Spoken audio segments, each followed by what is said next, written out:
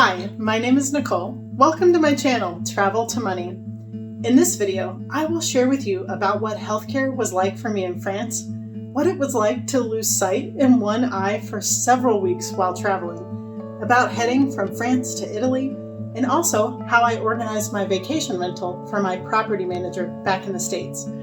If you are new here, I have created this channel to help you learn about how to travel, adventure, and have fun on the road to financial independence. I have spent the last few years traveling the world. I bought and paid off a house in Spain. I've worked all kinds of side jobs and have used all of this to help me move toward financial independence.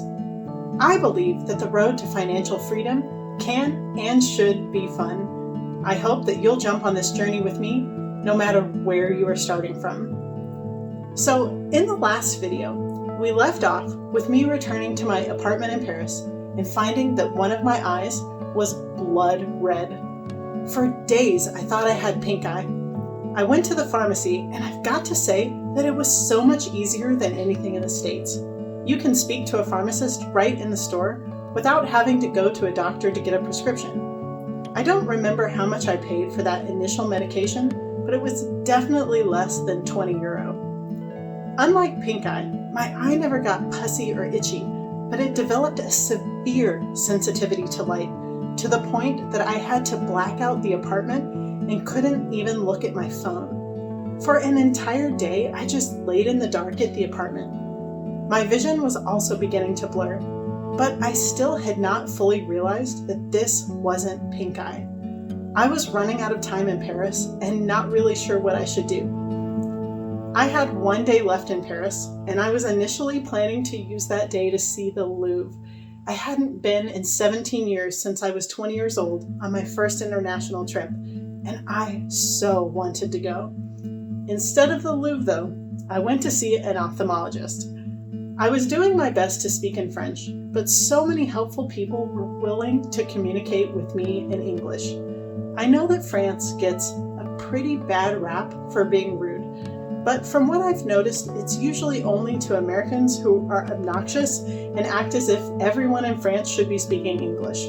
For the most part, if I tried in French first, smiled, and asked politely for help, everyone was very kind. It was easy to get an appointment. I believe I only provided my identification. The wait was only 15 minutes before seeing a jolly doctor who spoke little English, so this led to a very funny conversation. After looking at my eye and doing some sort of exam, she was trying to tell me what was wrong. I couldn't think of the technical term for pink eye, so I said, "Do I have pink eye?" She laughed at me and said, "No, your eye is red." I laughed and finally remembered the word conjunctivitis. She said no and pointed to the word uveitis. I didn't know what this meant, but she wrote me a prescription for 3 different things and told me I was going to have to keep my eye dilated for a couple of weeks and that it would take up to a month for my eye to heal. The good news is that for the appointment and the 3 medications all together, it cost me less than €35. I mean, seriously, you can't beat that. The bad news was that I was nearly blind in my eye at this point. I could see light and very faint shapes, but that was it. Oh, and did I mention I was primarily doing graphic design at the time for my job? Yeah, fun situation. After getting my prescription, I at least wanted to walk past the Louvre, which is when I captured this photo. Paris still has such a big part of my heart. The next day, I would be leaving for Italy, and I was going to need to manage an Uber to the train, a train to the airport, a flight to Rome, followed by 2 trains out of the city, a bus to the small town of Artenna, and then a walk up the mountain with my things. But now, I'd be doing it with only one good eye, and looking like a crazy person with my bad eye being dilated. This was not quite the travel story I had anticipated. That travel day was hard. I had grabbed some lunch at the airport in Rome before catching my trains, but I didn't end up climbing off the bus in Artenna until around 9 p.m. that night. And of course, it was drizzling rain. I was exhausted, but there was nothing I could do but put one foot in front of the other and start the walk up the side of the mountain to my little Airbnb rental. This was the first time I was extraordinarily thankful that I had only brought a backpack and a shoulder bag. Even luggage with wheels would not have worked well on the stone pathways and the stairs. I'm so glad that I took the time to think through my bags and how I packed. I used a productivity app called Asana for all of my checklists. Now, you might also remember that during my travels, I was managing my home back in Florida as a vacation rental. With Asana, I was able to assign a checklist of things that needed to happen for my property manager and duplicate the checklist for each time I had guests coming and going. This way, the property manager always knew what dates were scheduled for turnover, and I could always just look at the app to see what she was completing while I was eating pizza in Italy. I'll be going over how to set all of this up in the course I'm creating about vacation rental success, but I also just want to tell you how awesome Asana is for keeping you organized in so many different ways. The good news is that you can collaborate with up to 15 different people and use the app for free. Seriously, it's awesome. So I finally walked in the door of the Airbnb. It only took me a few minutes to realize that there wasn't even a bottle of water for me to drink. Nothing at all. I was hungry, thirsty, and the little town below was mostly dark. On my way up, I had noticed several people gathered at this little bar. I didn't want to go anywhere, but I knew I needed something to eat and drink, so I made my way back down. It was about a 20-minute walk, but at least it had stopped drizzling. When I walked into the little bar, there was a very sweet woman who seemed a bit younger than me, and she spoke enough English to be able to help me. It turns out she would be one of the only people who I would interact with in this village who spoke English at all. When you're in the big cities or touristy areas, you are much more likely to find at least basic English. But Italy does not have English as a requirement in grade school like some other European countries do.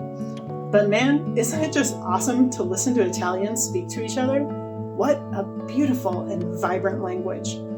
I was standing at the bar while the woman was warming my sandwich. When I looked around, and I realized that I didn't see anything resembling a credit card machine. I asked, and she said no. This was not good. I didn't have any euro with me. In Paris, I was able to use my credit card for just about everything, and clearly I had not planned well for being in a small village. The woman told me how to get to an ATM, and I took off. The first one I found, I tried my main card and I couldn't get it to work. I called my bank and they couldn't figure it out. All I wanted to do was eat, and I was so frustrated. I ended up finding another ATM that was inside a set of doors. Thank goodness it worked, and I was able to make a withdrawal.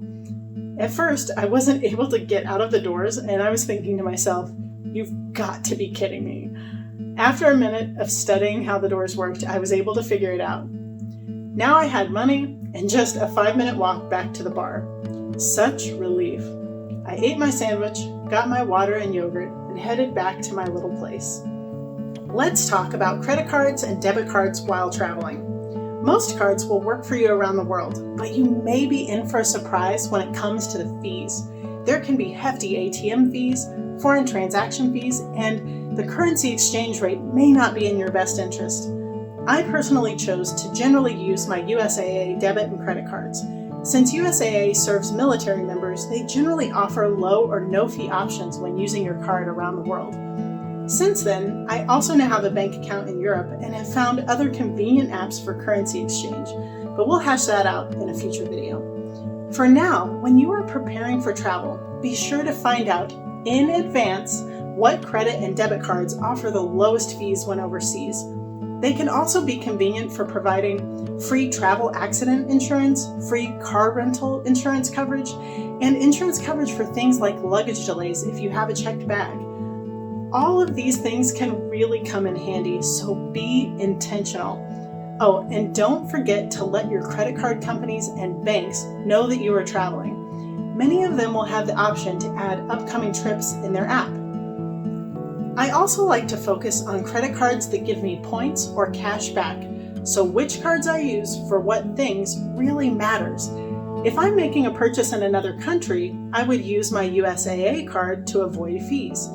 But if I was making a purchase from Amazon to ship things to my property manager in the States, I would use my Citi Double Cash card, where I'd get 1% for every dollar I spent and another 1% for every dollar I paid off. I end up making a 2% profit on every dollar I spend. So if I paid $1,000 in bills on this card every month and then paid off the card every month, I'd be earning $20 a month just for using the card. These kinds of things can be tricky and are only, let me stress this, only worthwhile if you are disciplined and pay off your credit cards in full every month. If you end up paying interest to them because you don't pay off the card every month, this is called debt, and you end up losing more and more money. Remember, the only time we like interest is when it's being paid to us, not the other way around. Let's get back to the story in Italy. I got some decent sleep that first night. The next day, I was video chatting with my friend back in Florida. She had her phone propped up in her kitchen and she was making coffee. My eyes filled up with tears. I asked her what was wrong with me because I realized that I was feeling very emotional about needing coffee. It was so funny and yet a very real feeling. Oh, coffee, one of the greatest loves of my life. I was able to find a small grocery store where I picked up a few things, including coffee, which I hadn't had since leaving Paris. I realized that I was going to have to shop every couple of days because I could only buy what I could carry on a 30-minute walk back home. But this was fine. What else are you going to do when you're in a little village? I got back to the house and realized that there wasn't a coffee maker, and I felt a sense of panic. I went through every cabinet in the kitchen and found one of these, a mocha pot as it turns out. I sent a picture of it to a friend whose husband owned a coffee roastery and said, "Can I make coffee in this?" I was so relieved when she said yes. Using a mocha pot is still one of my favorite ways to make coffee, although it's traditionally used for espresso. I'm not going to lie. Italy was one of the most difficult places for me, just because of my health and the fact that I chose to be in a little village without a car. If you are staying in a big city like Rome, you can easily get around without having a vehicle. But in a small town like Artena, there was only a bus that runs a couple of times a day to the next village where the train station is. I learned the hard way that there isn't even a walkable road between the two villages. In the next video, I will tell you about my visits in Rome, meetups with couch surfers, a quick trip to the UK, and about the importance of an international driver's permit. Plus, I'll fill you in on how I first started dreaming about buying a home overseas, all thanks to the little village in Italy. If you have enjoyed this video, subscribe to put a big smile on my face, tap the like button, and join me on this road where travel and adventure build financial freedom. Thank you so much for watching. I can't wait to see where your dreams will take you.